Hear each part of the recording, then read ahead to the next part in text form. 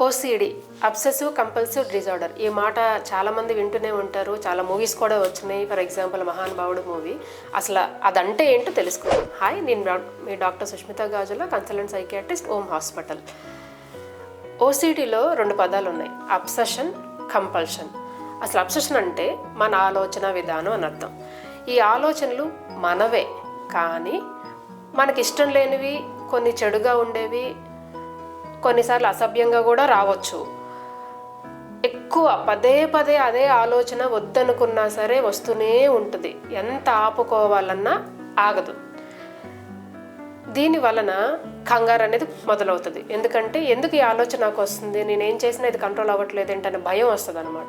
కంగారు అనేది చాలా ఎక్కువ అవుతూ ఉంటుంది. ఇది చెప్పినంత ఈజీ కాదండి, అనుభవించే వారికి ఒక నరకంలా ఉంటుంది, బాగా సతమతం అయిపోతుంటారు. దీన్ని తగ్గించుకోవడానికి ఏదో ఒక చిన్న చిట్కాలాగా ట్రై చేస్తుంటారు, ఒక రెమెడీ లాగా. అంటే ఫర్ ఎగ్జాంపుల్, నాకు చేతులకి ఏదో ఒక డర్ట్ అంటింది, నాకు క్రిములు ఏవో ఉన్నాయి, దానివల్ల నాకు కానీ నాకు ఇంట్లో వాళ్ళకి కానీ ఒక ఇన్ఫెక్షన్ వస్తుంది, దీన్ని నేను క్లీన్ చేసుకోవాలని ఒక ఆలోచన వస్తుంది. సో ఆ ఆలోచన ఏ పనిలో ఉన్నా, పగలైనా రాత్రైనా దీని మీదకే వెళ్తుంది వాళ్ళకి ఆలోచన. దానివల్ల కంగారు వస్తుంది.